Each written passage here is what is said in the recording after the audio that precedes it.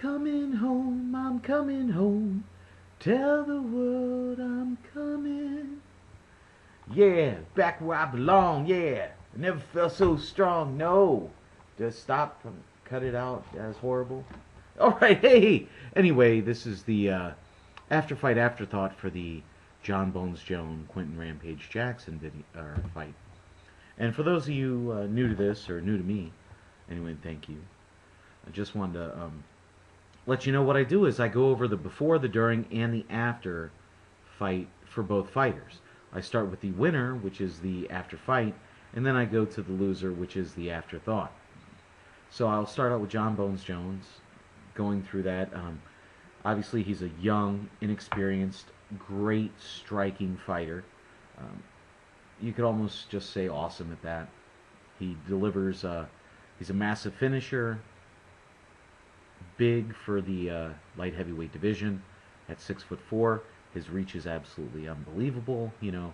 But he's never really been in with a fighter such as Rampage Jackson. Will he be able to take the power of Rampage Jackson? Can he take a full hit from him? Will he be able to withstand that? And these are questions. And you have that little thing going on there with Spygate. Apparently his side was kind of going in there and checking it out. And did he pick up anything? You know, did he learn anything from it? You know, and obviously, let's put it out there again, he's a massive closer or finisher. You know, once he smells blood and water, it's over. You know, he's really going in there. Going over to the afterthought kind of thing is Rampage Jackson. He's 33 years old. This is basically his last hurrah, you know. He's an old school fighter. Can he maintain, can he hang with the new style? You know, back in the day, you could get away with just being really good at kind of one thing. Now you really have to be there. I mean, he's got the experience. He's got the 40 fights under his belt. He's got the power, or does he? Is his power fading?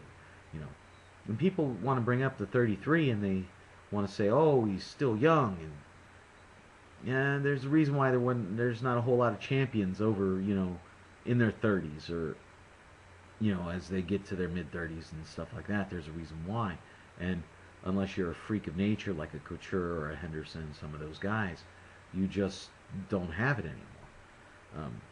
You know, but now he's got top preparation. He's stayed in the OC. He's at the muscle farm. I keep wanting to say muscle milk every time I hear that. You know, so this is the best, you know, kind of training camp he's ever had, really. You know, they said he's sleeping there. He's doing everything it takes. This is his best shot at winning a title. You know, he's got nothing to lose. He's got to go for it, because if he wins, well, the world's his oyster. He can do whatever. Probably get that fight with Rashad Evans.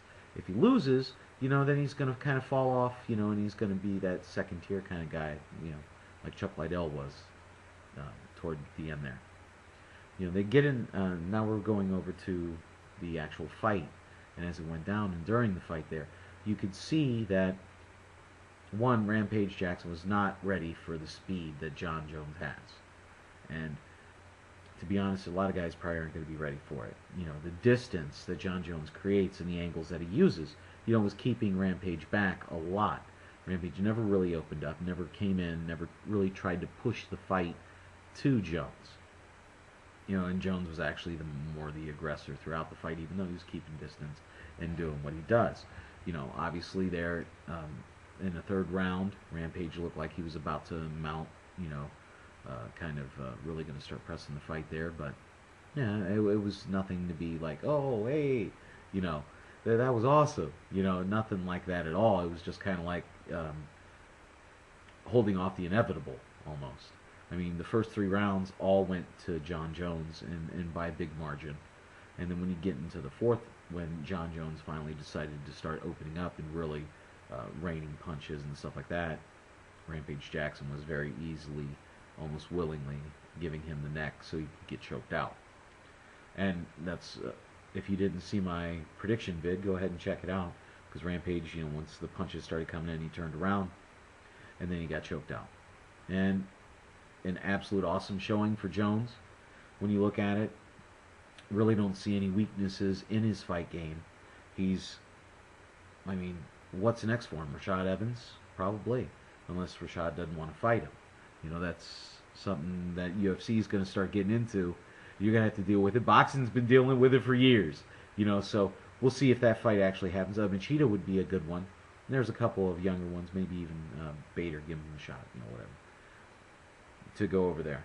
And obviously, whatever he wants, he's the youngest UFC champion ever, so, and he's still gonna ride that, and he could ride that for a long time.